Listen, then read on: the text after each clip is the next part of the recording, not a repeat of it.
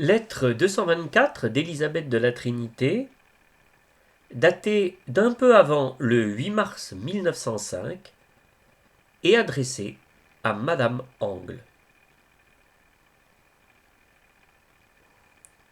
L'abandon est le fruit délicieux de l'amour. Bien chère Madame, avant d'entrer dans le grand silence du carême, notre révérende mère me permet de venir vous dire combien je prie pour vous, ainsi que ma chère communauté. Je comprends votre appréhension devant la perspective d'une opération. Je demande à Dieu de les calmer, de les adoucir lui-même. L'apôtre saint Paul dit qu'il opère toutes choses selon le conseil de sa volonté. Par conséquent, nous devons tout recevoir comme venant directement de cette main divine de notre Père, qui nous aime, et qui, à travers toutes les épreuves, poursuit son but, nous unir plus intimement à lui. Chère Madame, lancez votre âme sur les flots de la confiance et de l'abandon. Et pensez que tout ce qui la trouble et la jette dans la crainte ne vient pas du bon Dieu, car il est le prince de la paix. Et il l'a promise aux hommes de bonne volonté. Lorsque vous craignez d'avoir abusé de ses grâces, comme vous me le dites, c'est alors le moment de redoubler de confiance, car, dit encore l'apôtre, où le péché abonde, la grâce surabonde. Et plus loin, je me glorifie dans mes faiblesses, car alors la force de Jésus-Christ habite en moi.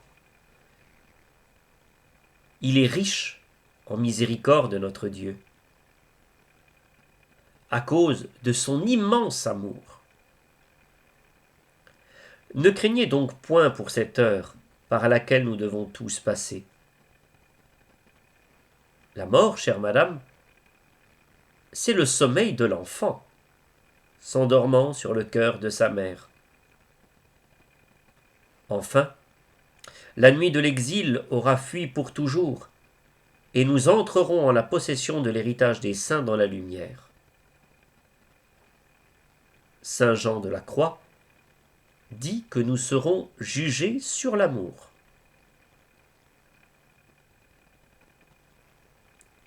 Cela répond bien à la pensée de notre Seigneur, lui qui a dit à Marie-Madeleine « Beaucoup de péchés lui sont remis parce qu'elle a beaucoup aimé. » Souvent, je pense que j'aurai un bien long purgatoire, car il sera beaucoup demandé à qui a beaucoup reçu. Et il a été si comblant vers sa petite épouse, même elle s'abandonne à son amour et chante dès ici-bas l'hymne de ses miséricordes. Chère Madame, si chaque jour nous faisions croître Dieu en notre âme, quelle assurance cela nous donnerait pour paraître un jour devant sa sainteté infinie. Je crois que vous avez trouvé le secret, et que c'est bien par le renoncement que l'on arrive à ce but divin. Par lui, nous mourrons à nous-mêmes pour laisser toute place à Dieu.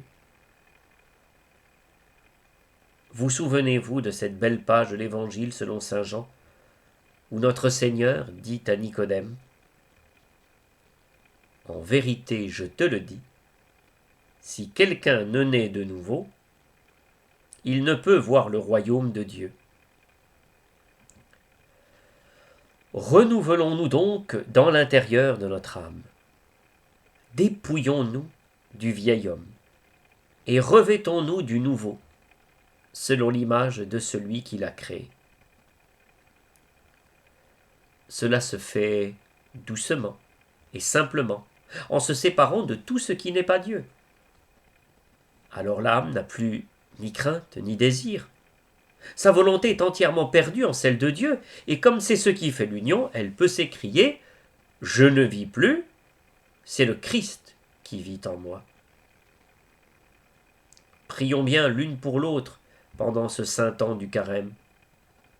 Retirons-nous au désert avec notre Maître et demandons-lui de nous apprendre à vivre de sa vie. J'ai vu maman, Marguerite et sa chère petite Zabette. C'est le dernier parloir jusqu'à Pâques. Elle trouve cela bien long. Je sais que Marie-Louise attend aussi un petit ange et je la recommande particulièrement à Dieu. Ne m'oubliez pas auprès des chers vôtres. Je réponds à un petit mot de monsieur le chanoine et en pauvre carmélite. J'ose vous le confier pour le lui faire parvenir quand vous aurez une occasion. Je pense n'être pas indiscrète.